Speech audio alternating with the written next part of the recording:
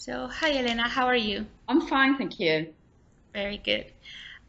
So, can you share with the people who are watching the video a little bit about your story? How did you get to this point of in your life?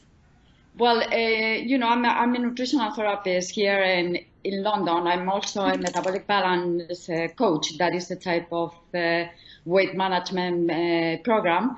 And I founded Just for You Nutrition. And I specialize in healthy aging, but, beyond skin, including skin and all that type of, what you think about healthy aging is, but especially as a prevention, nutrition, food as a prevention for future chronic conditions. And I'm really interested in nutrition because my family have a history of certain chronic conditions, cancer. So I got really into, improving my nutrition, my lifestyle. And from there, I decided to study here in London at the Institute for Optimal Nutrition for a diploma in nutritional therapy. So that's a little bit my story. I don't have any chronic condition myself. I just consider, food and lifestyle as a way to prevent future conditions, especially when you age.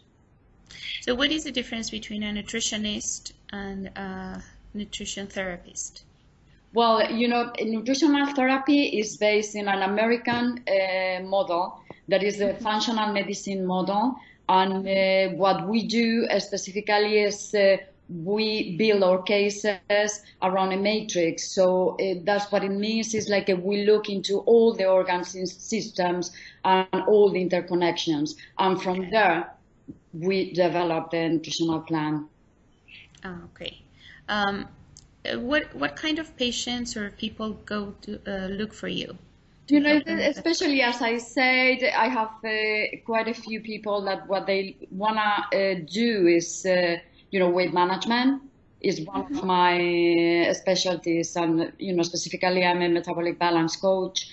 But also people that they want to prevent future disease. So people maybe that they have high cholesterol, high blood pressure, or maybe they are concerned about, osteoporosis, women, into menopause, that they are looking for support to, the bones, joints, and cardiovascular support as well as memory, cognition, that type of thing. Okay, what kind of stories do you have of patients? I mean, um, do you find resistance with these people when the people come to you when you start changing their lifestyle or Yeah, the diet? I found like a lot of resistance. I try to, work around and, do some motivational interviewing, breaking down, beliefs, all that type of barriers. So I work a lot, especially with weight management patients. They really need all the coaching around, but in general, it's difficult if the client doesn't have a specific, very painful condition that they really want to change their lifestyle and their habits. It's very difficult to work around, but we are trying our best. Yeah. What would be your mission Yeah, that's what with it your is. business? Trying to to spread the word and making it happen for people as Yeah. well. So, do you have a mission specifically with how the food industry is making us sick?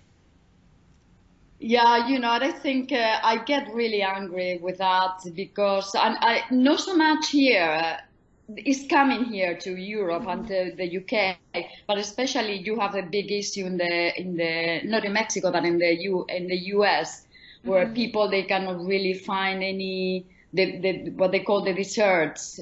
the food desserts. They cannot find any way to feed themselves healthily. It's just, like a fast food joints all around them. So I get really, really, really mad about it. And also all the sugar, the fat, the salt that they put and stuff just to make it appealing for people. So yeah, of course, it's I'm just trying to educate my clients, and that they can make the best options for them, and just to have them eat what I call real food. Mm-hmm. What our parents and grandparents used to have, that's to eat real food that you can pronounce, the names Yes. and all that stuff. So that's that's what I tried to do, definitely. Okay. What would be, for example, your favorite food to prepare? Well, I like a lot the stir fries, stews, because you can put a lot of stuff in there, Mm-hmm. like vegetables, type of vegetables. They get nice and juicy. I like, and they are warm and they are comforting as well. And that's what I cook casseroles, and it's a little bit also tradition. Like, I'm from Spain, so we have a little bit of tradition of stews, casseroles. I also like a lot. I have usually like a daily raw salad Mm-hmm. that I combine with my protein. So that's my main type of meal. That I really like to, like, a little bit of protein and like a big plate with vegetables and With vegetables. salad. Well, I think that's the best meal too. That's how I like it too. A lot of vegetables and a little bit of I protein. recommend as well. I have this image of a plate, and I show my clients, this is how your plate should be distributed with the macronutrients. And I usually, a big chunk of it, more like a three-fourths is the vegetable, and a small amount of protein. I don't do so much grains or pulses and beans, though my recipe is a typical Spanish paella, but Mm-hmm. I just have it in a small amount. Yeah. Um, Being a nutritional therapist, is there any difficulty with all these types of diets around in the world? Because they come like every month you have a new diet, a new Yeah. magic pill diet. Yeah, for me, we are individuals. So even though you can follow general rules of being healthy or lose weight, Mm-hmm. we are all different. So our biochemistry is individual. So I really believe that nutrition has to be highly personalized. And also, I offer genetic testing. So it can be, even taken further. So I don't know, some of the diets, they are completely fat.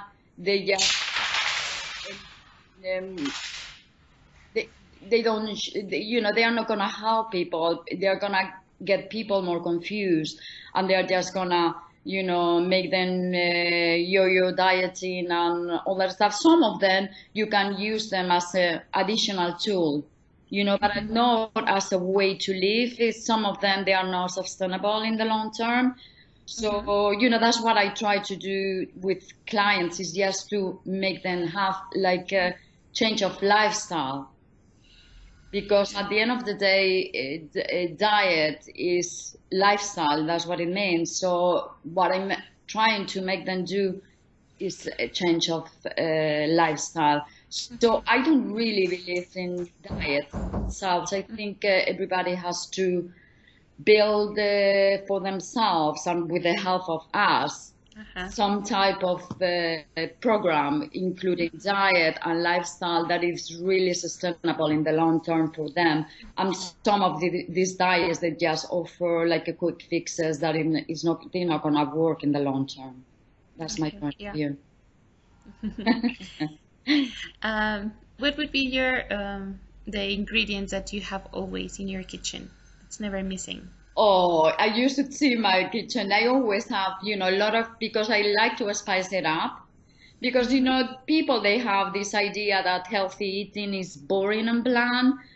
Yeah. So what I do a lot is I spice up Mm-hmm. stuff with, I love curcumin, I love the cumin, what is my other, cardamom. I have paprika as well. I like ginger, tamari. So I marinate and I spice up and fresh herbs. I love basil, coriander, cilantro. So I Mm-hmm. love the lime. I love that. So just to spice it up, yeah. Okay, that's your tip. Yeah, for me, I think what is Mm-hmm. makes the way I eat tastier. Mm-hmm. I marinate with lemon, with maybe some jalapenos as Yeah. well. Yeah, and it's a way to make it tasty and nice and flavorsome. Okay. Do you think it's scary for some people just to get into the kitchen and start Yes, it making is new things? because when I grew up, it was I was there with my mother, looking at her, how she was cooking. We ate meals together, and all of that is a little bit gone now. Mm-hmm. So you always maybe you are stressed out, you're in a hurry, so you just. Uh, that is understandable. You just go for a quick fix, and you just go around the corner to the deli or to one of the fast food Yes. chains, and you just get. And usually people, they don't know that they are scary. Maybe they are, but they don't have time. That's what they say. That's an excuse. Mm-hmm. So yeah, maybe they are. So what I think is in our role as well is to show them that it can be easy, it can be tasty, and it cannot be very time consuming either. Yeah. So that's my thinking. Yeah. It's what I've been hearing about a lot of people. Also, in my case, it just moved out of my house, and Yeah, it was a bit scary just to know that I was going to prepare my food, but it's actually being helpful for me yeah, of because I'm actually choosing my food and what I want to put in my body, and course. Yeah, that's what it they has call. been a nice change. Yeah, you have to control what they call your food environment. So Mm-hmm. you are not at the expense of the change of the restaurant put in your food. Mm-hmm. As a regular basis, I mean, you can have a special meal in a restaurant, every week or whatever, but the rest, like an 80%, I would say you have to control what is in your food because there are Mm-hmm. so many things that they go into, starting from the well, here they call it the glucose syrup, and it's the Mm-hmm. fructose corn syrup, Mm-hmm. all nasty trans fats. So it's important for us to control that, and a way to do it is just to get in the kitchen, Yes. get back in the Getting. kitchen. Yeah, doing, if you don't have much time, just doing like a simple things, but Mm-hmm. it can be tasty and very comforting to eat as well. So, Yeah. Knowing what uh, you're actually yeah, getting in. uh, yeah, do you, somebody to push you. The first. yes. Do you have a recommendation for the people who are going to buy the book? Well, I suppose the market is people with intolerances. No, I suppose no, they have a lot of intolerances, sensitivities. Mm-hmm. That's a big thing because what I like also to instill in my clients is like they shouldn't be afraid of food. They Mm-hmm. just have to enjoy food and don't be scared because I think it's very important to have a good relationship with food. And I think it's very important in the case of probably, the people that are going to buy the book is giving them options so they don't get because they react to so many things that at some point, it's like I don't eat anything, or I just eat this. So it can be very, very pressurizing. So I suppose that for me the best thing is like what you are doing, giving them options, with the foods that they can eat, enjoying and being creative, and make tasty things, so they don't get all in a vicious circle that, well, we cannot eat this, we are gonna get symptoms. So I think it's a good thing. Don't be scared of food and try new things and see what it works for you. That's what for me is my recommendation. And enjoy it and make it tasty, even though you have a limited amount of things you can eat. It's like spice it up and make it as tasty as you can. Okay. And one last thing, how can people reach you? Well, I'm working on my website. It's www.justforyounutrition.co.uk. It's still under construction, but there's they can email me. So that's a way to reach me, and my email is Elena at justforyounutrition, 4 number U letter, justforyounutrition.co.uk. Elena at justforyounutrition.co.uk. Perfect, Elena. Thank you very much for your time. It was a pleasure talking to you. Yeah, to you too. And good luck with the book. Oh, thank you so much.